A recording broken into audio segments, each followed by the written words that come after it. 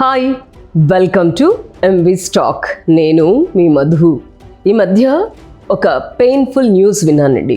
ఒక ఆసుపత్రిలోని incentive care యూనిట్లో అంటే ఐసీయూలో చికిత్స పొందుతున్న ఓల్డ్ ఏజ్ పేషెంట్ని ఒక కాంపౌండర్ చావబాదుతున్న దృశ్యం అది.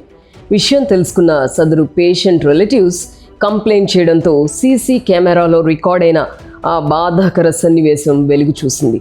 హృదయ విదారకమైన ఆ సీన్ చూసిన ప్రతి ఒక్కరూ తీవ్రంగా చెలించిపోయారు. ఏకకాలంలో ఆవేదన, ఆగ్రహాలు ఉప్పొంగి మనసు కన్నీటి పర్యంతమైంది. మరో ఆసుపత్రిలో కూడా వృద్ధురాలైన ఓ పేషెంట్ పట్ల ఒక నర్సు దురుసుగా ప్రవర్తించిన ఇన్సిడెంట్ సోషల్ మీడియాలో ఆ మధ్య వైరల్ అయింది. క్రిటికల్ కేర్ ట్రీట్మెంట్లో ఉన్నవారు, అందున ఓల్డ్ ఏజ్ పేషెంట్స్ పైన అంత నిర్దయగా దాడి చేయడం నిజంగా ఇన్హ్యూమన్. ఐసీయూలో ఉండే రోగుల వద్ద ఫ్యామిలీ మెంబర్స్ని ఉండనివ్వరు. ఆయా ఆసుపత్రులపై ఎంతో ట్రస్ట్తో మన పేరెంట్స్ని అక్కడ జాయిన్ చేస్తాం. లాస్ట్ స్టేజ్లో అనారోగ్యంతో ఉన్నవారు నిస్సహాయంగా దీనంగా ఉంటారు. తుఫానులో చిక్కుకున్న పండు టాకుల్లా ఈ క్షణమో ఆ క్షణమో అన్నట్టుంటారు. అలాంటి వారిని కనిపెట్టుకొని సపర్యలు చేసే ఐసీయూ స్టాఫ్కి చాలా పేషెన్స్ ఉండాలి.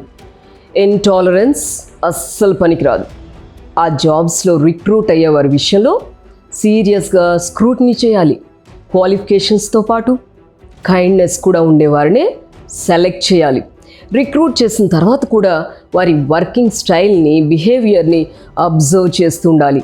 ఇటీవల కొన్ని ఓల్డ్ ఏజ్ హోమ్స్లో కూడా ఆయాల అతి ప్రవర్తన మీద వార్తలు వచ్చాయి. వృద్ధాప్య సమస్యలతో మంచం పట్టి తగిన సంరక్షణ కొరవడిన పెద్దవాళ్ళను చూసుకోవడానికి కొన్ని సంస్థలు హోమ్ కేర్ అటెండర్స్ని ప్రొవైడ్ చేస్తుంటాయి. అలా వచ్చిన అటెండర్లలో కొందరు ఆ పెద్దలని తోలనాడుతూ చేయి చేసుకున్న సంగతులు సైతం వింటున్నాం. ఇవన్నీ కూడా ఏమాత్రం క్షమార్హం కాదు.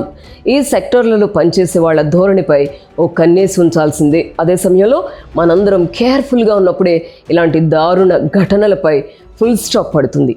సరేనా? Just think.